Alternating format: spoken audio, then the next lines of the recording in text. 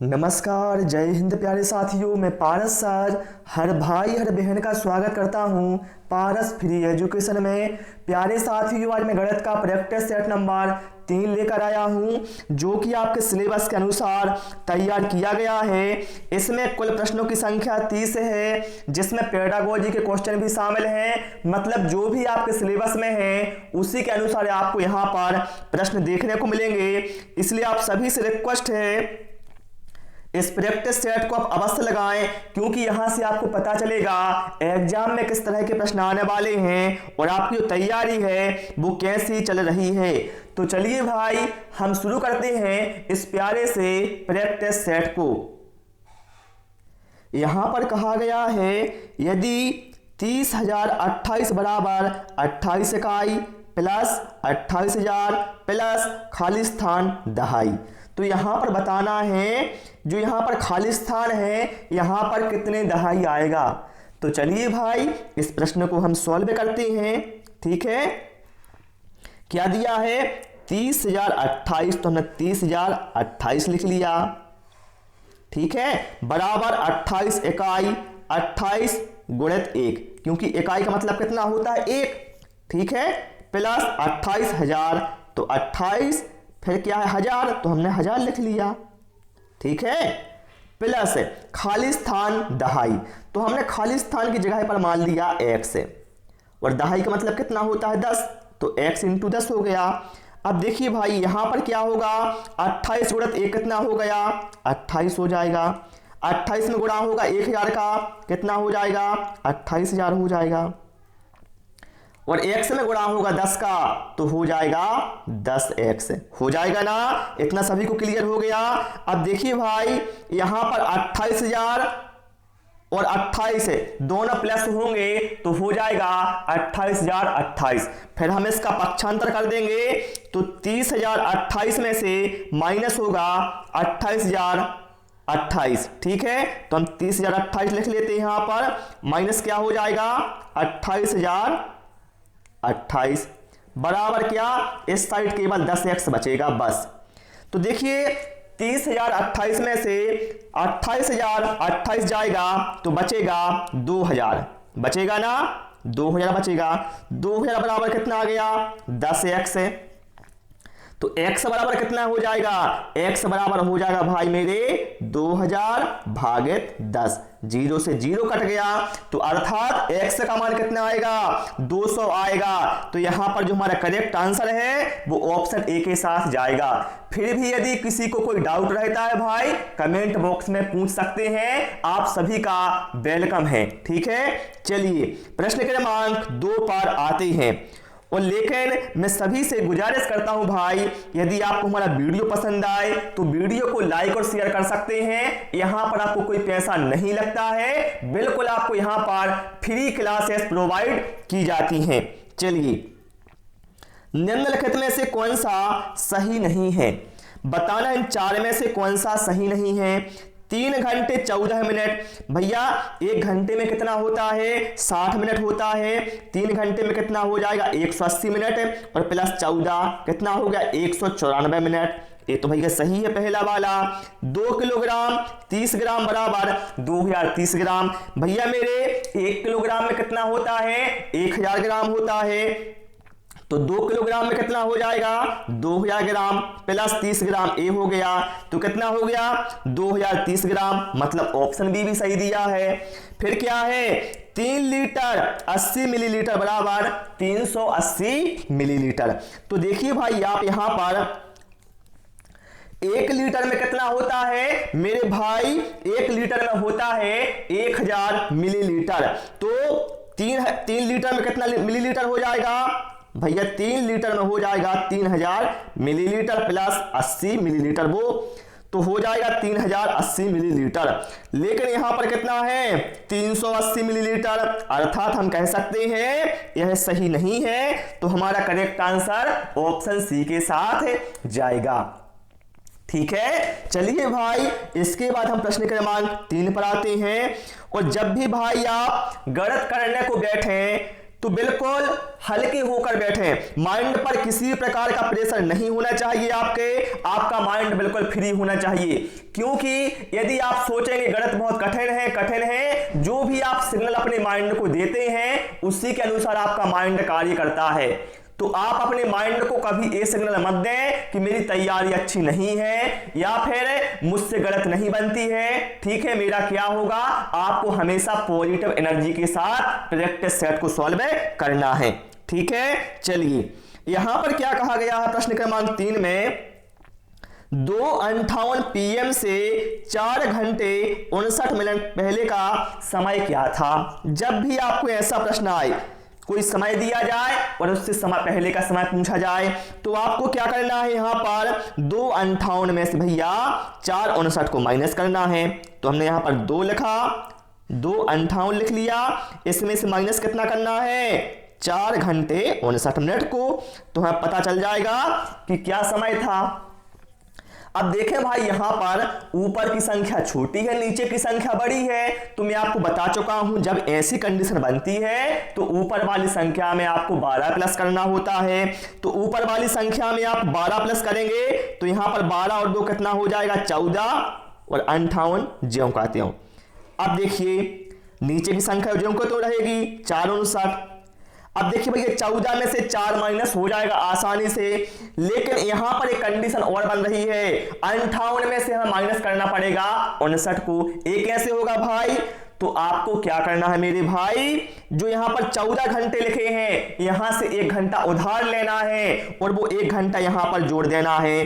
देखिए हमने 14 में से 1 घंटा निकाला तो बचा यहां पर 13 घंटे, और जो हमने 1 घंटे निकाला है मतलब हमने 60 मिनट निकाला है वो हम 58 में जोड़ देंगे।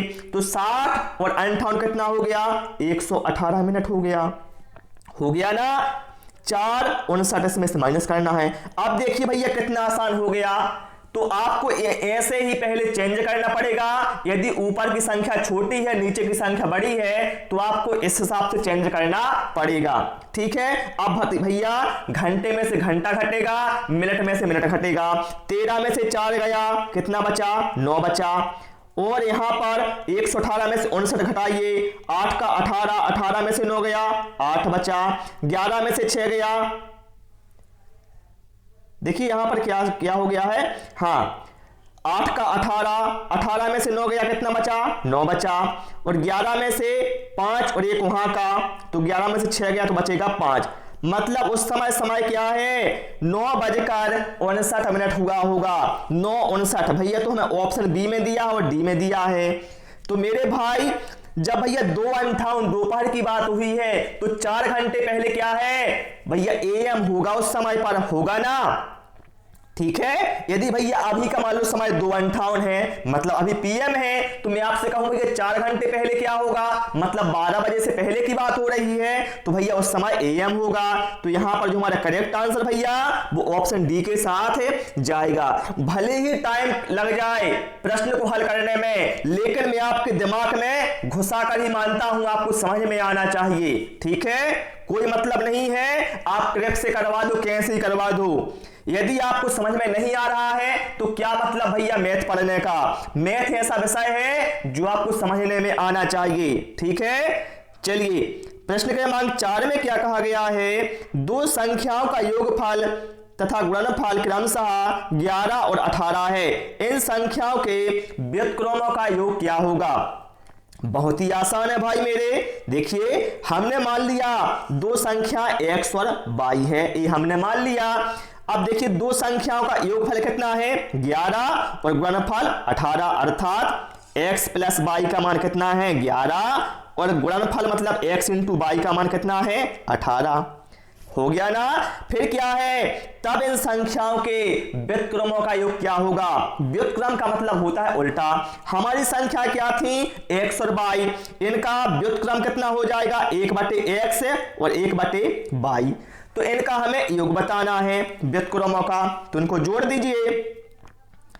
देखिए पहले क्या होगा, ऊपर आ जाएगा x प्लस वाई और नीचे आ जाएगा x इंटू वाई। ये हमने इन दोनों को जोड़ दिया। तो यहां पर बस आप मान रख दो, x प्लस वाई की वैल्यू कितनी थी हमारे पास 11, x इंटू वाई की वैल्यू कितनी थी 18। तो कितना आंसर आ गया हमारे पास 11/18। जो हमें ऑप्शन डी में दिया है ये हमारा करेक्ट आंसर हो जाएगा। कितना आसान था भाई, किसने बोला है आपसे गणित कठिन है? गणित भैया समझने का विषय है। हम सभी जानते हैं गणित की प्रकृति कैसी है, तार्किक है भैया। ठीक है, चलिए प्रश्न क्रमांक 5 पर आते हैं। यह प्रश्न आपके पेडागोजी से लिए गए हैं। चलिए क्या कहा गया भैया, यहां पर गणित विषय का पाठ्यक्रम में महत्व है क्योंकि यह विज्ञान विषयों के अध्ययन में सहायक है, तार्कात्मक सोच को विकसित करता है, व्यवहारिक जीवन में उपयोगी है, या फिर इनमें से सभी। तो भाई मेरे गणित व्यवहारिक जीवन में उपयोग है, तार्किक सोच को विकसित करता है और विज्ञान विषय के अध्ययन में सहायक भी होता है गणित। तो यहां पर हमारे जो करेक्ट आंसर है वो ऑप्शन डी इनमें से सभी के साथ जाएगा। ठीक है, और भैया सभी से रिक्वेस्ट है वीडियो पसंद आए तो वीडियो को लाइक तो भाई एक बनता है, और दोस्तों के साथ भैया शेयर भी करते चलें जो भी आपके साथी हैं। ठीक है, चलिए प्रश्न क्रमांक 6 में क्या कहा गया है, एक अच्छा गणितज्ञ होने के लिए खालिस्तान जरूरी होता है, सवालों के उत्तर देने की तकनीक में निपुणता, अधिकतर सूत्रों में याद करना, बहुत जल्दी सवालों को हल करना, या फिर सभी अवधारणा को समझना, लागू करना और उनमें संबंध बताना। देखिए जब भी ऐसा पूछा जाए आपसे कि क्या उद्देश्य होता है या क्या सबसे अधिक जरूरी होता है, तो ऐसी कंडीशन में आपको चारों ऑप्शन को पढ़ना होता है, फिर भैया जवाब देना। ठीक है, तो यहां पर हम देखें जो गणितज्ञ के लिए सबसे जरूरी होता है वो है सभी अवधारणा को आप समझें, उसे लागू करें, फिर उसके बाद उसमें आप संबंध को स्थापित करें। इसलिए जो यहाँ पर करेक्ट आंसर है वो ऑप्शन डी के साथ चला जाएगा। चलिए भाई प्रश्न क्रमांक 7 पर आते हैं, और यह जो प्रश्न भैया सीटेट 2019 में आया हुआ प्रश्न है। आप समझ सकते हैं कितना अच्छा प्रश्न है जो सीटेट में आया हुआ है। ठीक है, देखिए यहां पर कहा गया है 18 सही 3/4 में कितने चतुर्थांश हैं। चतुर्थांश का मतलब होता है 1/4। ठीक है, तो आपको क्या करना है, 18 सही 3/4 में भाग देना पड़ेगा 1/4 से। जब भी आपको ऐसा प्रश्न आए जैसे मान लो 1/2 में कितने 1/6 हैं, तो ऐसी कंडीशन भैया भाग ही देना होता है और आपका आंसर आ जाता है। तो यहां पर आप क्या करेंगे, पहले नंबर तो 18 सही 3/4 को सामान्य भिन्न में चेंज करेंगे। तो 18 चौके कितना हो गया 72 और 3 कितना हो गया 75, नीचे का ज्यों का त्यों। इसमें क्या है, कितने चतुर्थांश हैं, चतुर्थांश का मतलब कितना है 1/4, तो भैया इसमें भाग दे दो। हम सभी जानते हैं भिन्नों में भाग कैसे देते हैं भैया, यदि दो भिन्न भाग में हैं तो हम क्या करते हैं, जो भाग वाला चिन्ह है उसकी जगह पर गुणा का चिन्ह लगा देते हैं और बाद वाली संख्या को पलट देते हैं। यहां पर 1/4 है तो पलट के 1/4/1 हो जाएगा। ठीक है, अब क्या होगा, 4 से 4 कट जाएगा, हमारे पास बचेगा 75, जो हमें ऑप्शन ए में दिया है ये अपना राइट आंसर हो जाएगा। ठीक है प्यारे साथियों, कोई डाउट हो भैया किसी को भी बेफिक्र होकर आप कमेंट बॉक्स में हमें कमेंट करके पूछ सकते हैं। चलिए प्रश्न क्रमांक 8 पर आते हैं। अब देखिए ये आ गया भैया सिंप्लीफिकेशन का। ठीक है, ऐसा प्रश्न आने के बहुत ही अधिक चांस होते हैं क्योंकि ये बहुत ही हलवा प्रश्न होते हैं। ठीक है, अब इसमें क्या है, इसका हल बताना है। तो यहां पर आप देखें भाई मेरे, यहां पर क्या हो जाएगा, इसका वर्ग बन जाएगा 0.827 का, और यहां पर 0.173 का वर्ग बन रहा है। मतलब क्या है मेरे भाई, यहां पर देखिए यहां पर ऐसा हो रहा है, मैं आपको लिख देता हूं अच्छे से जिससे आपको और भी समझ में आ जाए। ठीक है, भले ही टाइम लग जाए लेकिन भैया हमें समझना है, उसी के अनुसार हमें प्रश्नों को सॉल्व करना है। ठीक है, देखिए यहां पर क्या है भाई मेरे 0.827 है, 2 बार है गुणा में, तो अर्थात इसका वर्ग। ठीक है, ऐसा लिख सकते हैं। यहां पर क्या है भाई मेरे 0.173 का वर्ग और नीचे वाली संख्या ज्यों का त्यों। ठीक है, 0.654। भैया मेरे हम सभी ने पढ़ा है, आपने भी पढ़ा होगा, ध्यान करिए। ए स्क्वायर माइनस बी स्क्वायर बराबर क्या होता था, पहले ब्रैकेट में ए प्लस बी और दूसरे ब्रैकेट में ए माइनस बी। बस यहां पर यही फंडा यूज होना है। यहां पर ए हो गया हमारा ए और ए हो गया बी। ठीक है, तो ए प्लस बी मतलब 0.827। रुकना, मैं यहां पर अच्छे से लिख लेता हूं। ठीक है, इसको मैं अलग कर देता हूं जो फार्मूला लिखा है, क्योंकि यहां पर ये जगह कम पड़ जाएगी हमारे लिए नहीं तो। ठीक है, चलिए क्या होता है, a प्लस बी दूसरे ब्रैकेट में a माइनस बी। तो क्या है, a प्लस बी का मतलब कितना हो गया, 0.827 प्लस 0.173। पहले ब्रैकेट में a आ जाएगा, दूसरे में क्या आ जाएगा, 0.827 माइनस 0.173 और नीचे की संख्या ज्यों को त्यों रहेगी। ठीक है, तो यहां पर भैया जो a प्लस बी है 827 और 173, जब दोनों प्लस होंगे तो यहां पर 1 हो जाएगा पहले ब्रैकेट में, दूसरे ब्रैकेट में क्या होगा, 827 में से 173 माइनस होगा तो हमारे पास कितना बचेगा, 0.654 और नीचे क्या भैया 0.654 हमारे पास पहले से था। ठीक है, तो क्या होगा, 0.654 से 0.654 कट जाएगा, हमारे पास मात्र 1 बचेगा। तो यहां पर भाई मेरे करेक्ट आंसर ऑप्शन ए के साथ चला जाएगा। ठीक है, चलिए भाई प्रश्न क्रमांक 9 पर आते हैं। कोई डाउट हो भैया किसी को भी जिसने ना समझा हो, क्योंकि मैं क्वेश्चन भैया कई बार करवा चुका हूं, तो आप कमेंट बॉक्स में भैया कमेंट कर सकते हैं। चलिए प्रश्न क्रमांक 9 पर आ चुके हैं, बहुत ही शानदार प्रश्न है। यदि ग्रिड में एक छोटा वर्ग 4 वर्ग इकाइयों का है तो ग्रिड पर बनाए गए आयत का परिमाप क्या होगा। यहां पर आप देख रहे भैया एक ग्रिड पर क्या है, एक आयत बनाया हुआ है, इस तरह से देख सकते हैं आप यहां पर। ठीक है, देखिए यहां पर क्या है, एक ग्रिड पर क्या है, एक आयत बना है और कहा गया है जो छोटा आयत है यह कितना है, 4 वर्ग इकाई का है। तो हमें पूरे आयत का परिमाप बताना है कितना होगा, जो ये आयत है इसका हमें परिमाप बताना है। तो चलिए भाई हम इस प्रश्न को सॉल्व करते हैं। तो यहां पर आप एक बात समझें, जो छोटा वर्ग है वो कितने का है, 4 वर्ग इकाई का। भैया वर्ग का क्षेत्रफल कितना होता है, ए स्क्वायर, तो इसका मान दिया है 4, तो ए का मान कितना आ जाएगा, 2 आ जाएगा। छोटे वर्ग की भैया भुजा कितनी आ गई है हमारे पास, 2 आ गई है। अब हमें क्या भैया ये परिमाप बताना है कितना होगा। तो परिमाप क्या होता है, सभी भुजाओं का योग। तो बस इसको जोड़ दीजिए।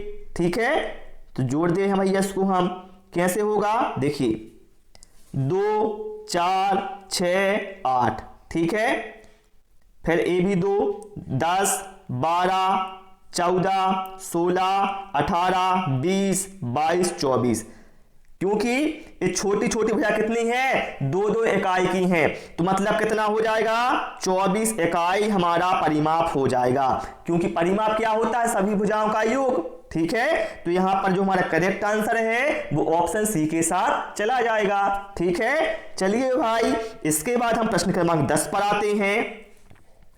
यह प्रश्न भैया आपके सीटेट 2018 में आया हुआ प्रश्न है। निम्नलिखित में से किसकी लागत अधिक है। बहुत ही शानदार प्रश्न है, बताना है किसकी लागत अधिक है। देखिए कहा गया है 250 रुपए प्रत्येक पैकेट वाले 200 पैकेट, मतलब एक पैकेट की कीमत कितनी है, 250 रुपए और पैकेटों की संख्या कितनी है, 200।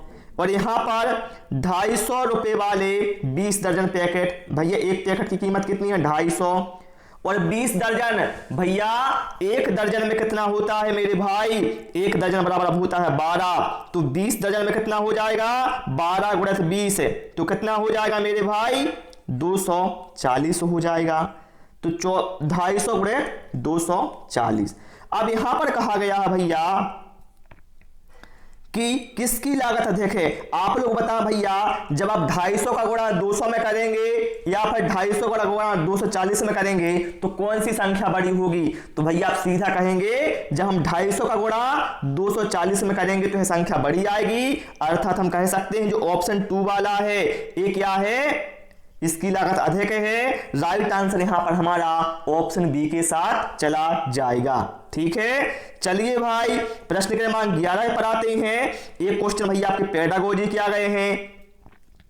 एनसीएफ 2005 ने सर्वाधिक बल दिया है ज्ञान की संरचना पर, अवधारणा को रटने पर, कठिन सवालों को हल करने पर या फिर तेजी से गणित करने पर। तो मेरे भाई एनसीएफ 2005 ने सबसे अधिक बल दिया है ज्ञान की संरचना पर। राइट आंसर यहां पर हमारा ऑप्शन ए के साथ जाएगा। अवधारणा को रटने की बात नहीं कही गई है, ना केवल कठिन सवालों की बात कही गई है, ना तेजी से गणित करने पर बात की गई है। ठीक है, चलिए इसके बाद आते हैं प्रश्न क्रमांक 12 पर।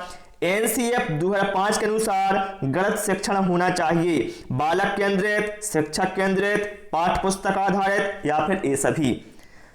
तो एनसीएफ 2005 के अनुसार भाई जो गणित शिक्षण है ये बालक केंद्रित होना चाहिए। ठीक है, बालक के अनुरूप ही आपको शिक्षण कार्य करना चाहिए। ओके, तो यहां पर करेक्ट आंसर ऑप्शन ए के साथ जाएगा। चलिए प्रश्न क्रमांक 13 पर आते हैं। निम्नलिखित में से कौन सा परियोजना विधि का मुख्य सिद्धांत नहीं है। करके सीखना सही है, जीवन से सीखना बिल्कुल सही है, विद्यार्थियों के सहयोग एवं साहचर्य से सीखना बिल्कुल सही है। लेकिन ऑप्शन डी में क्या कहा गया भैया, रटकर याद करना, तो ये हमारा करेक्ट आंसर भैया नहीं है। क्योंकि भैया जो परियोजना विधि है यह बाल केंद्रित है, वह स्वयं करके सीखने की विधि है जो कि दैनिक जीवन से संबंधित होती है। इसमें रटकर याद करने का सिद्धांत नहीं होता है। तो राइट आंसर हमारा ऑप्शन डी के साथ चला जाएगा। चलिए प्रश्न क्रमांक 14 पर आते हैं।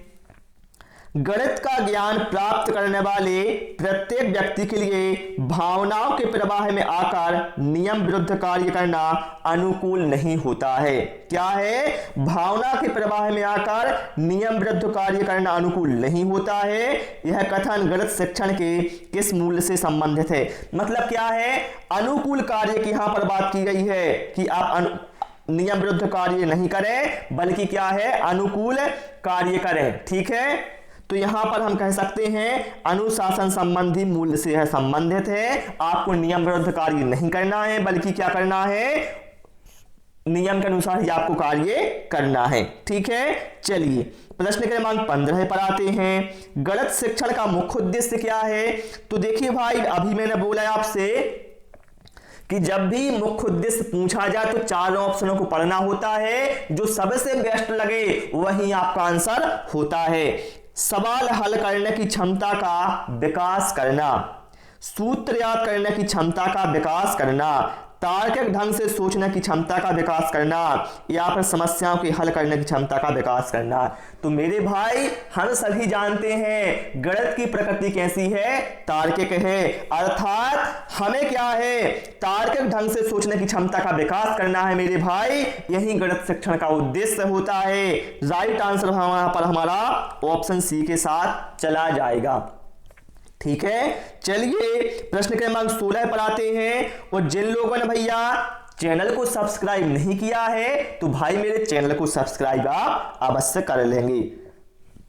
अब देखिए भैया यहां पर क्या है, मान निकालना है। ये मतलब क्वेश्चन क्या हमारा सिंप्लीफिकेशन का गया है। तो इसको कैसे करेंगे वो आप देख लो भाई मेरे। ठीक है, पहले हम क्या करते हैं, -2 और -3 का करेंगे तो कितना हो जाएगा, 2 3 कितना हो गया 6। लेकिन ध्यान रखना माइनस का गुणा जब माइनस में होता है तो प्लस हो जाता है, मतलब +6 हो गया। अब यहां पर 4 का और 5 का कर लो। ठीक है, सबसे आसान तरीका बता रहा हूं आपको टुकड़ों में करने का। ठीक है, तो 4 पंचे कितना हो गया, 20 हो गया। और यहां पर भाई मेरे माइनस और माइनस कितना हो जाएगा, प्लस हो जाएगा। ठीक है, और यहां पर क्या है, माइनस का 6 बचा। अब क्या करो भाई मेरे, 20 का गुणा 6 में कर दो। तो 20 6 कितना हो गया भाई मेरे, 120 हो गया। और चिन्ह का एक आएगा प्लस का आएगा, क्योंकि प्लस का गुणा प्लस में होगा तो क्या है प्लस ही आता है। और यहां पर क्या है माइनस का 6 बचा है। अब बस 120 का गुणा आपको 6 में करना है, तो 120 का भैया गुणा 6 में करेंगे तो 12 6 72, कितना आ गया 720। लेकिन ध्यान रखना 120 प्लस का है और 6 क्या है माइनस का है, तो जब प्लस और माइनस का गुणा होता है भाई मेरे तो माइनस ही आता है। तो यहां पर माइनस 720 हमारा करेक्ट आंसर होगा, जो हमें ऑप्शन सी में दिया हुआ है। ठीक है, समझ गए भाई लोग। चलिए प्रश्न क्रमांक 17 पर आते हैं। निम्न में से सबसे बड़ी भिन्न संख्या है, बताना है इनमें से सबसे बड़ी भिन्न कौन सी है। देखिए इसको मैं बहुत आसान तरीके से हल करवाने वाला हूं, ना तो आपको भाग करना पड़ेगा और ना इसमें गलती होने के चांस रहेंगे। ठीक है, जैसी मैं आपको बताऊं वैसे ही आप करिए। पहले आप क्या करिए 3/7 और 3/5 को लीजिए, 5 का गुणा 3 में करिए 5 3 15, 7 का गुणा 3 में करिए 7 3 21। अब बताएं आप लोग 15 बड़ा कि 21 बड़ा, तो भैया 21 बड़ा है और हमें क्या है सबसे बड़ी भिन्न चाहिए। ठीक है, तो यहां पर क्या है 21 बड़ा है, मतलब यहां पर 3/5 बड़ी है। ठीक है, क्योंकि 21 के नीचे क्या है 3/5, मतलब 3/5 यहां पर बड़ी है इन दोनों में से। ऑप्शन फर्स्ट को तो काट दो। अब क्या है 3/5 और 2/7, इन दोनों में देख लो बड़ा कौन है, तो 7 3 21, 5 दूना 10, बड़ा कौन है भैया इसमें 21 बड़ा है, मतलब 3/5 बड़ा है। कितना बड़ा है 3/5 ही बड़ा है, तो ऑप्शन सी भी क्या है काट दो, क्योंकि 10 आ रहा था। ठीक है, अब क्या बचा है, अब लास्ट वाली से तुलना कर लो इसकी 3/5 और 2/5 में।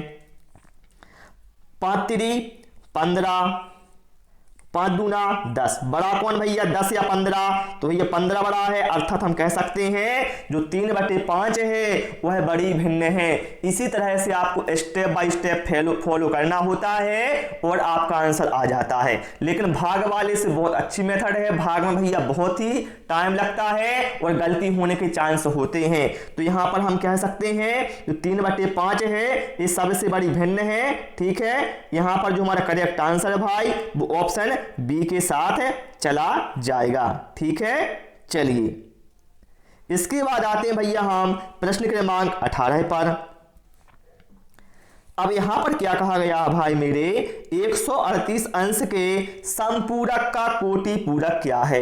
ध्यान रखिए भैया समपूरक कोणों का योग होता है 180 और कोटि पूरक कोणों का योग 90 होता है। ये आप अपने माइंड में ये बात बिठा लीजिए। ठीक है, तो 138 का समपूरक कितना हो जाएगा, मैंने बताया ना भी आपको समपूरक कोणों का योग कितना होता है 180 होता है, मतलब हम 180 में से यदि 138 को घटा देंगे तो हमें 138 का समपूरक मिल जाएगा। घटाइए कितना आएगा, घटाते हैं तो मिलता है 42।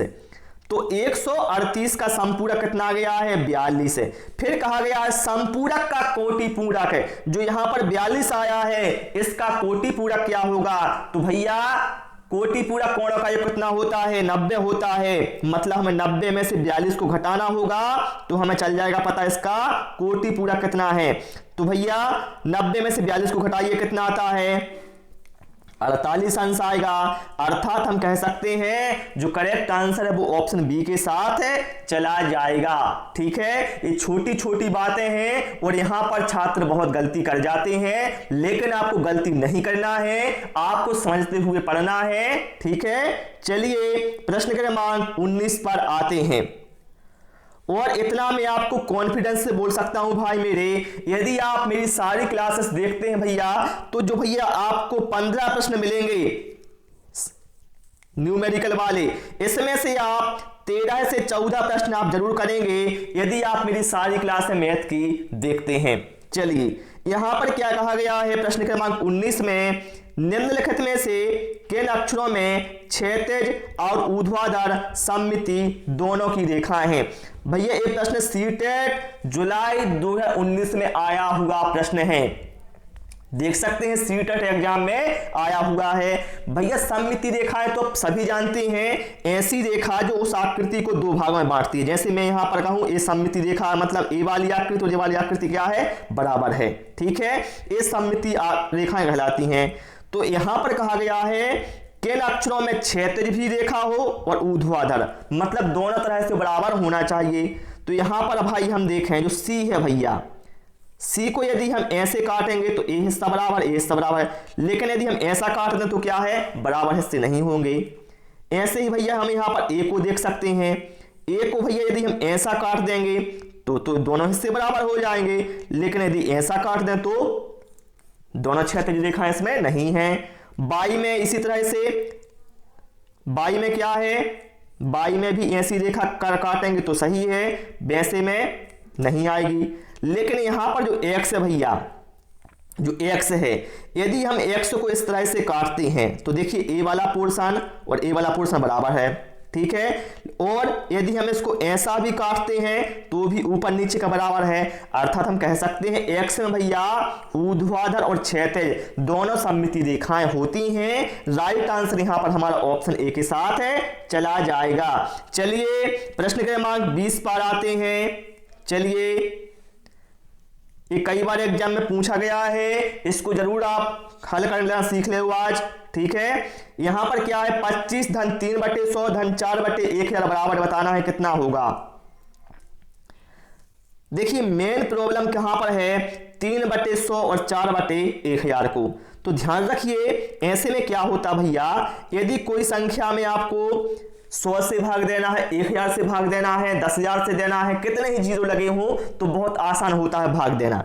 देखिए 25 का 25 लिख दो, यहां पर कितने हैं, 2 जीरो हैं, मतलब 3 जो लिखा है ऊपर, इसमें आपको 2 अंकों बाद दशमलव लगाना होगा। तो 3 लिखा है तो इसके आगे एक जीरो लगा दो और यहां पर दशमलव लगा दो, तो क्या हो गया 0.03, क्या हो गया 2 अंकों बाद दशमलव हो गया। यहां पर 3 अंक बाद दशमलव आएगा, मतलब 4 लिखो, 1 2 3, ये 3 अंक हो गए तो 0.004 हो जाएगा, ठीक है। बस इन सभी को जोड़ दो। तो जोड़ेंगे आप कैसे, देखिए जोड़ने में बहुत गलती होती है, तो आप इनको क्रम बाय क्रम लिखेंगे।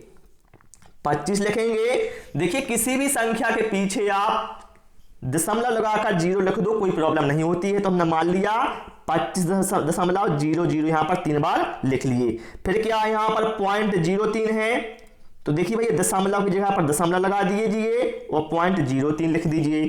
फिर क्या है 0.004 है तो पॉइंट लगाया 004, ठीक है। इस तरह से आप करना होता है। अब देखिए यहां पर 4 आएगा, यहां पर 3 आएगा, यहां पर 0, यहां पर दशमलव, यहां पर 25, मतलब 25.034। तो यहां पर जो करेक्ट आंसर है वो ऑप्शन सी के साथ जाएगा, ठीक है। चलिए भाई इसके बाद हम प्रश्न क्रमांक 21 पर आते हैं।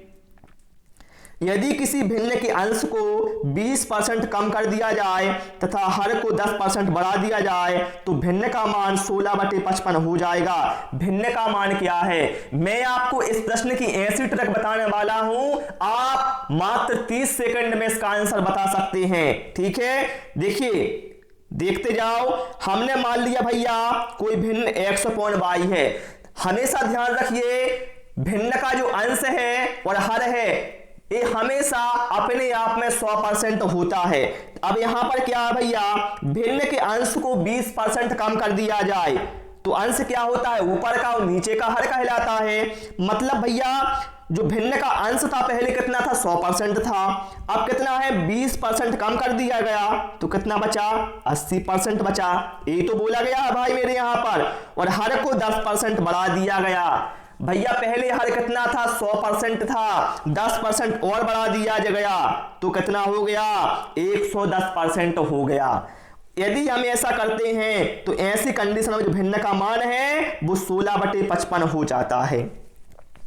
हमें बताना है भिन्न का मान कितना होगा, मतलब हमें x/y का मान बताना है। तो देखिए भाई 0 से 0 काट दो, 8 एकम 8, 8 दूना 16, 11 एकम 11, 11 पौने 55। अब यहां पर क्या बचा मेरे भाई, यहां पर केवल x/y बचा है, बराबर यहां पर बचा है 2/5, मतलब x/y का मान कितना होगा, 2/5 होगा, जो हमें ऑप्शन ए में दिया है ये अपना करेक्ट आंसर हो जाएगा। कितना आसान है भाई मेरे, ये ट्रिक कैसी लगी भैया, इस ट्रिक के लिए एक लाइक तो भाई बनता है। चलिए प्रश्न क्रमांक 22 पर आते हैं।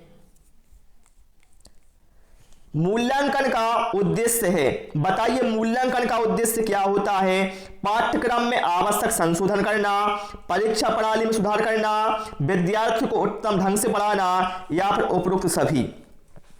तो देखिए मूल्यांकन से भैया हमें बहुत सी छात्रों के बारे में जानकारी का पता चलता है और पता भी चलता है कि जो पाठ्यक्रम है उसमें क्या कमियां हैं, पाठ्यक्रम में क्या सुधार करना चाहिए, ठीक है, और किस हिसाब से बच्चों को पढ़ाना चाहिए, ठीक है, ये हमें सब कुछ पता चलता है। तो यहां पर जो हमारा करेक्ट आंसर है वो ऑप्शन डी के साथ है चला जाएगा, ठीक है। चलिए प्रश्न क्रमांक 23 पर आते हैं। कहा गया है यदि एक शिक्षार्थी की बुद्धि लब्धि 100 हो तो इसका आशय है कि शिक्षार्थी प्रतिभाशाली बुद्धि का है, शिक्षार्थी की बुद्धि का स्तर उच्चतम है। नहीं भैया 100 है भैया, उच्चतम स्तर कहां से हो जाएगा, ना प्रतिभाशाली होगा, ठीक है। शिक्षार्थी की मानसिक आयु वास्तविक आयु से अधिक है, या फिर शिक्षार्थी की मानसिक आयु और वास्तविक आयु बराबर है। तो यहां पर आपको भैया एक फार्मूला यूज करना होगा, तभी आपको पता चलेगा। देखिए हम सभी जानते हैं भाई मेरे कि बुद्धि लब्धि बराबर क्या होता है, मानसिक आयु अपॉन वास्तविक आयु इंटू 100। तो मानसिक आयु लिख लिया अपॉन वास्तविक आयु इंटू 100। 100 से 100 कट जाएगा भैया, यहां बचेगा 1 बराबर मानसिक आयु अपॉन वास्तविक आयु। तो जब तिर्यक गुणा होगा तो मानसिक आयु बराबर आ जाएगा वास्तविक आयु। तो ध्यान रखना यदि किसी शिक्षार्थी की बुद्धि लब्धि 100 होती है तो इसका आशय है शिक्षार्थी की जो मानसिक आयु है वास्तविक आयु दोनों कैसी हैं, आपस में बराबर हैं। राइट आंसर यहां पर भैया मेरे ऑप्शन डी के साथ है चला जाएगा। चलिए प्रश्न क्रमांक 24 पर आते हैं। बहुत ही शानदार प्रश्न आ गया है। गणित शिक्षण के लिए सबसे प्रभावी सहायक सामग्री कौन सी होगी? श्रव्य, दृश्य, चाक एवं बातचीत, या फिर इनमें से कोई नहीं। तो मेरे भाई ध्यान रखना गणित शिक्षण में सबसे प्रभावी सहायक सामग्री होगी दृश्य सामग्री। कौन सी होगी? सबसे सहायक सामग्री दृश्य सहायक सामग्री होगी। राइट आंसर यहां पर हमारा ऑप्शन बी के साथ जाएगा। चलिए प्रश्न क्रमांक 25 पर आते हैं। किसका कथन है कि शिक्षक शिक्षण उपकरणों के माध्यम से शिक्षण को स्थायी एवं रोचक बना देते हैं? तो भाई मेरे ये जो कथन है ये मेकन एवं रॉबर्ट्स का है। किसका है? मेकन एवं रॉबर्ट्स का है। चलिए भाई प्रश्न क्रमांक 26 पर आते हैं। निम्न में से कौन सी क्रिया आधारित शिक्षण विधि नहीं है? क्रिया आधारित मतलब जिसमें कोई क्रिया की जाए, तो यहां पर प्रदर्शन विधि भैया बिल्कुल सही है, ठीक है। अवलोकन विधि भी सही है, ठीक है, ये भी सही है। लेकिन मेरे भाई व्याख्यान विधि में कोई क्रिया नहीं की जाती, अर्थात हम कह सकते हैं जो व्याख्यान विधि है यह क्रिया आधारित शिक्षण विधि नहीं है। राइट आंसर यहां पर हमारा ऑप्शन डी के साथ है चला जाएगा। चलिए प्रश्न क्रमांक 27 पर आते हैं और देख सकते हैं प्रश्न सीटेट जुलाई 2019 में आया हुआ प्रश्न है। ये देखने में आपको कठिन लग रहा है लेकिन बहुत ही हल्का प्रश्न है, आप बहुत जल्दी इसको कर दोगे। क्या कहा गया है? एक स्कूल में आधे छात्र बैडमिंटन खेलते हैं, 1/4 छात्र वॉलीबॉल खेलते हैं, 1/8 टेनिस खेलते हैं और 1/16 क्या करते हैं छात्र? शतरंज खेलते हैं। इसके साथ साथ जो बाकी हैं वह तैराकी के लिए जाने जाते हैं। यदि वॉलीबॉल खेले जाने वाले छात्रों की संख्या 160 है तो कितने छात्र शतरंज खेलते हैं? ये यहां पर कहा गया है। तो चलिए भाई इस प्रश्न को हम सॉल्व करते हैं। देखिए यहां पर आपको एक चीज पकड़ना है, यहां पर क्या है? वॉलीबॉल खेलने वाले छात्रों की संख्या कितनी है? 160 है। कितनी है? 160 है। और यहां पर आप देखिए 1/4 छात्र वॉलीबॉल खेलते हैं। हमने मान लिया कुल छात्रों की संख्या x है, जिसमें से x इंटू 1/4, x का 1/4 छात्र क्या करते हैं? वॉलीबॉल खेलते हैं। तो यहां पर देखिए x इंटू 1/4 बराबर हम 160 लिखेंगे। क्यों लिखेंगे? क्योंकि भैया x का 1/4 छात्र क्या करते हैं, वॉलीबॉल खेलते हैं, और यहां पर संख्या में बात की गई है, उनकी संख्या 160 है। तो यहां पर क्या हो जाएगा, x इंटू 1/4 बराबर 160 है। x बराबर कितना हो जाएगा, 104 का गुणा हो जाएगा 160 में, तो हो जाएगा 640। मतलब कुल छात्रों की संख्या हमारे पास 640 आ चुकी है। अब हमें बताना है भैया कितने छात्र शतरंज खेलते हैं। भाई मेरे यहां पर कहा गया था 1/16 छात्र शतरंज खेलते हैं, तो कुल छात्रों की संख्या कितनी है, 640 है। इसका 1/16 छात्र शतरंज खेलते हैं। बस 16 एकम 16, 16 चौके 64, 0 का 0, कितना आ गया, 40 आ गया। मतलब 40 छात्र क्या करते हैं भाई मेरे, शतरंज खेलते हैं। बहुत आसान था, एक कठिन लग रहा था देखने में। ऑप्शन डी यहां पर हमारा करेक्ट आंसर हो जाएगा। ठीक है, चलिए भाई प्रश्न क्रमांक 28 पर आते हैं। और जब भी आपको भाई मेरे बड़ा प्रश्न आए, आपको उसमें पॉइंट पकड़ना है कि कहां से इस सवाल को हम तोड़ सकते हैं। ठीक है, चलिए, निम्न में से कौन सी विधि देखो, सुनो और समझो के सिद्धांत पर आधारित है। तो भाई मेरे जो प्रदर्शन विधि है यह देखो, सुनो और समझो के सिद्धांत पर आधारित होती है। राइट आंसर यहां पर हमारा है वो ऑप्शन बी के साथ चला जाएगा। चलिए प्रश्न क्रमांक 29 पर आते हैं। औपचारिक शिक्षा की जरूरत होती है मंद बुद्धि बच्चों के लिए, पिछड़े बच्चों के लिए, सामान्य बच्चों के लिए, या फिर इनमें सभी के लिए। तो भाई मेरे चाहे बच्चा मंद बुद्धि को हो, या फिर सामान्य बच्चा हो, या फिर पिछड़ा बच्चा हो, सभी के लिए औपचारिक शिक्षा की आवश्यकता होती है। राइट आंसर यहां पर हमारा ऑप्शन डी के साथ चला जाएगा। चलिए प्रश्न क्रमांक 30 पर आते हैं। गणित की संकल्पना और सिद्धांतों को समझना अधिगम के किस उद्देश्य की पूर्ति है। तो मेरे भाई हर प्रैक्टिस सेट में मैं आपको प्रश्न देता हूं, और इससे मुझे पता चलता है आप लोग आखिर कितने एक्टिव है अपनी पढ़ाई में। तो आपको भैया इसका आंसर हमें कमेंट बॉक्स में देना है कि प्रश्न क्रमांक 30 का जो करेक्ट आंसर है वो क्या होगा, आपको कमेंट बॉक्स में ये बताना है। मुझे उम्मीद है भाई आपको प्रैक्टिस सेट पसंद आया होगा। प्रैक्टिस सेट भैया पसंद आया हो सभी से रिक्वेस्ट है वीडियो को लाइक और शेयर करेंगे, चैनल को सब्सक्राइब करेंगे। Thanks for watching this video.